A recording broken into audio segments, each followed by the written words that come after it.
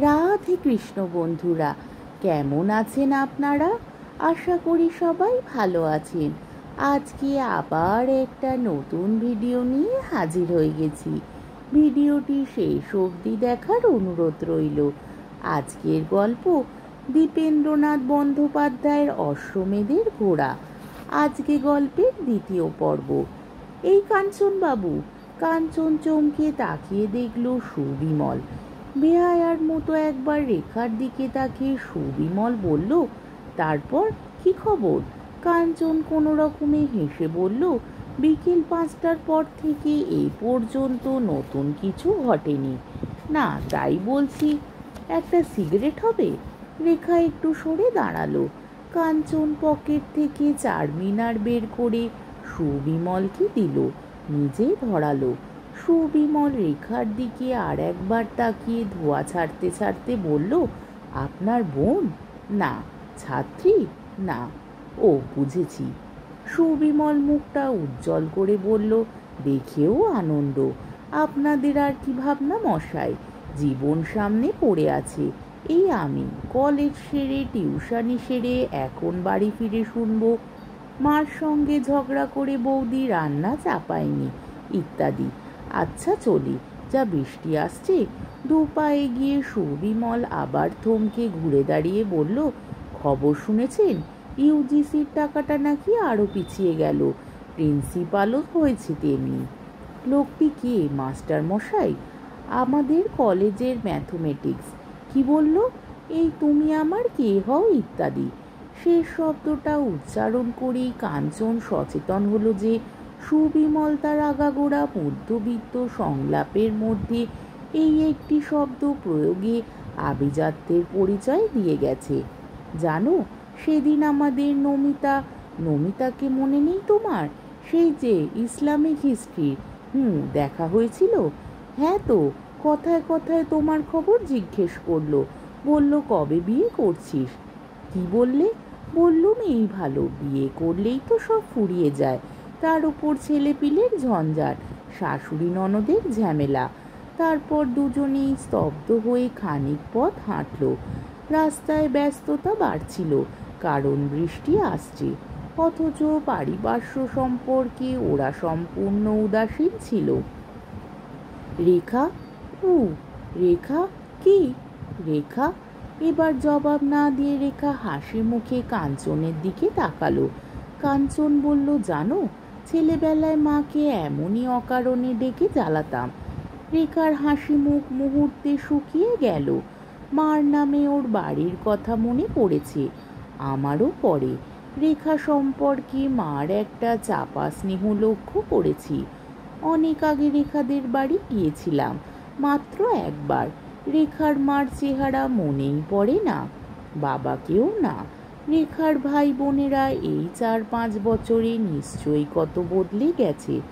আচ্ছা, আমি যদি চিৎকার করে লোক জমিয়ে বলি, এই যে দেখছেন ভদ্রমহিলা, ইনি আমার ধর্মপত্নী, তাহলে পাগল বলে ধরে নিয়ে যাবে, এই আর কি। তাহলে তো বেঁচে যাই। কাঞ্চন হাসতে হাসতে বলল, কিন্তু দীর্ঘশ্বাস চাপতে পারল না। রেখা ঠোঁটে ফুল ফুটিয়ে বোধ প্রশ্ন করল, আহা, অ্যাজমাটা আবার মাথা চাড়া দিল। কাঞ্চন বলল, জানো, এই কথার খেলা সত্যিই আর ভালো লাগে না। রেখা স্তব্ধ হয়ে দাঁড়ালো। ভালো লাগে না, ভালো লাগে না। চুরি করে একটু সময় নেওয়া, দুটো কথা, এক পেয়ালা কফি, লম্পট নদী তীরে নির্জনতার ব্যর্থ আকর্ষণ, তারপর অক্ষম ক্লান্তি ও ক্ষোভে অপরিচিতের মতো ঘরে ফিরে যাওয়া। একদিন কোনো এক নিকট অথচ বিস্মিত অতীতে সবই ছিল স্বপ্ন। আর আজ, আর এখন ঘেন্না করে। একই অভ্যেসবোধ, একই পরিবেশ, একই চায়ের দোকান, আর রাস্তা আর গঙ্গার ধারের গাছতলা। এক ধরনের কথা বা কথা খুঁজে না পাওয়া। বদল নেই হয়। অথচ কলকাতা প্রতি মুহূর্তে বদলায়, পৃথিবী বদলায়, জীবন বদলায়। আমাদের বয়স বেড়ে যাচ্ছে, মনে মনে আমরা আরও দ্রুত বুড়িয়ে যাচ্ছি। অথচ সেই মৌলিক ছকের ওপর ঘুঁটির মতো এগোচ্ছি পেছোচ্ছি। এই যুগের নিয়তি হলো বাল্য এবং পৌরতা, মধ্যিখানে বিশাল চড়াই ইচ্ছা ও অভিজ্ঞতা, ভালো লাগার কর্তব্যের বিরোধে পোকার মতো গর্ত করে নিচে নামছি। অথচ সামনে সমুদ্র ছিল, হায়রে সমুদ্র। নিজেকে ফাঁকি দিচ্ছি কথায়, রেখাকে ফাঁকি দিচ্ছি কথায়, আর পুঁথি থেকে তার সমর্থন খুঁজছি। কি যেন সেই, কি যেন ফুলগুলি কথা আর পাতাগুলি চারিদিকে পুঞ্জিত নীরবতা, সমুদ্রের মৌন, বক্ষের কাছে পূর্ণিমা লুকোনো আছে। দিনে দিনে অর্ঘ্য মম, দিনে দিনে রূপবতী হবে পৃথিবী, দিনের পর রাত্রি, কিন্তু পর, রাত্রির পর। এভাবে হাঁটলে পথেই বৃষ্টি নামবে। উত্তরে অন্য মনুষ্যের মতো কাঞ্চন চিৎকার করে উঠল, গাড়োয়ান রোগকে! বলেই সে নাকে মালতী ফুলের গন্ধ পেল, কারণ শ্রীকান্তর গহর ভাইয়ের কথা মনে পড়েছিল। রেখা বলল, খেপেছ? কাঞ্চন শুনল, নতুন গোসাই ওঠো। অথচ সে সচেতন ছিল, এক্সপ্ল্যানেটের সামনে দাঁড়িয়ে, সঙ্গে রেখা। খিদের পুরকেত না? লুঙ্গির খুঁট দিয়ে গলাটা মুছে গাড়োয়ান বলল, সাওয়ারি কিধার? দেখতে পাচ্ছ না? কাঞ্চন বিরক্ত, কারণ গাড়োয়ানের রক্তাভ চোখের হাসি তার অকারণ ও অশ্লীল মনে হলো। অথচ বিদেশি উপন্যাস এবং মধুসূদন দত্তের কলকাতার ইতিহাস পড়ে ঘোড়ার গাড়ি সম্পর্কে মনে যে স্মৃতির পরিমণ্ডল জন্ম নিয়েছে, তার চেহারা অন্য। পোলের উপারভি যাবেন? না। গঙ্গার কিনারা দিয়ে? হ্যাঁ। 4 টাকা লাগবে স্যার। চমকে উঠে বিরক্ত কাঞ্চন বলল, ঠিক আছে। চলে যেতে দেখে গাড়োয়ান গাড়িটা এগিয়ে নিয়ে প্রশ্ন করল, কত দিবেন? রেখা হঠাৎ উত্তর দিল, 2 টাকা। কাঞ্চন গম্ভীর হয়ে রেখার দিকে তাকালো। রেখা দর কষছে। রেখা এই অশ্লীল ধূর্ত গাড়োয়ানটার সঙ্গে যেচে কথা বলল। রেখা কি আজ প্রতিপদে প্রমাণ করবে আমি কাপুরুষ, আমি জীবন থেকে পালাচ্ছি? রেখা কি এই সব ছুটকো স্মার্টনেস? অথচ রেখার পক্ষে 3টে টাকা দিন মা। রেখা হেসে কেটে বলল, ট্যাক্সিতে 2 টাকাও লাগে না। গাড়োয়ানটা আহত ভঙ্গিতে সামনে ঝুঁকে একটা ঘোড়ার রোগা পিঠে চাপড় পেড়ে নিজের জিভে আক্ষেপ প্রকাশ করে বলল, আরে হায়, মেশিন আর জানোয়ার এক হলো দিদি।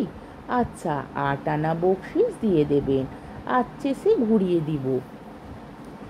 লাফিয়ে নেবে যখন দরজাটা খুলে ধরল, তখন আবার রেখাকে অপরিচিত মনে হলো। বিব্রত ভীত চোখে সে কাঞ্চনের দিকে তাকালো, তারপর গাড়িটার ভিতরে। ক্রুদ্ধ কাঞ্চন কোনো কথা না বলে তড়িতে উঠে পড়ল। আঁচলটা ভালো করে জড়িয়ে রেখা এক কোণে কুঁকড়ে বসেছিল। উল্টো দিকের গদিতে নিজেকে ছড়িয়ে প্রায় 800 ভঙ্গিতে বসে কাঞ্চন চারমিনার বের করল। ভেবেছিল রেখা এত তাড়াতাড়ি আবার সিগারেট ধরাতে নিষেধ করবে, কিন্তু রেখা নির্বাক। লাল আলোর সংকেতে গাড়ি তখনও ট্রাম লাইনের ওপারে যেতে পারেনি। কাঞ্চন অদ্ভুত আনন্দ বোধ করল।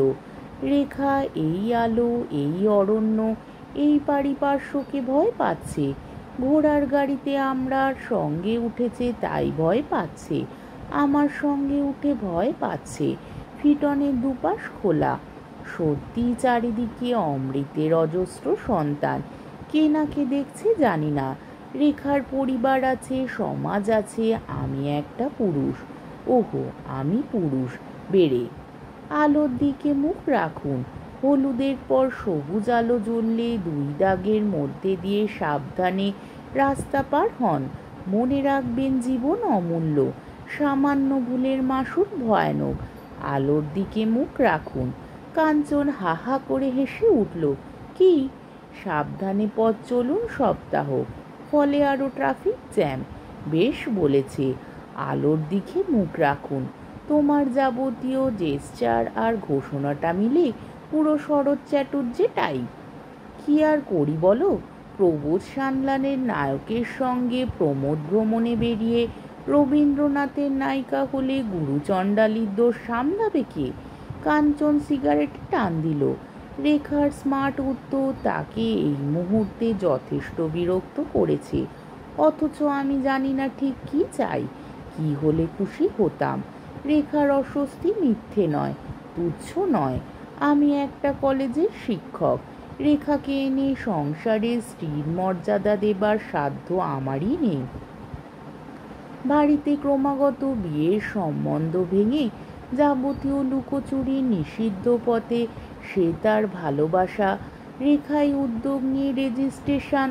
তার ভয় শেষ পর্যন্ত বাবা নিষ্ঠুর, শেষ পর্যন্ত বাবা কিছুতেই জাতের অভিমান। তখন তাকে ঠেকাবে বিয়ের দলিল, কারণ সে জানে আমাদের হতকুৎসির সংসারে হঠাৎ চলে আসা সম্ভব নয়। সে জানে যতদিন না অবশ্যম্ভাবী হয়ে পড়ছে ততদিন তার পক্ষেও বাবাকে আঘাত দেওয়া। এইভাবে, ঠিক এইভাবে আমরা স্বার্থপর হতে পারি না। অথচ যাদের জন্য ত্যাগ, তাদের প্রতিও মনে মনে বিদ্বেষ পোষণ করি আর দুঃখ পাই। নিজের কাছে ক্রমাগত ছোট হতে থাকি, অথচ জানি না ঠিক কী চাই। আজকের পর্বটি এইখানেই শেষ হলো।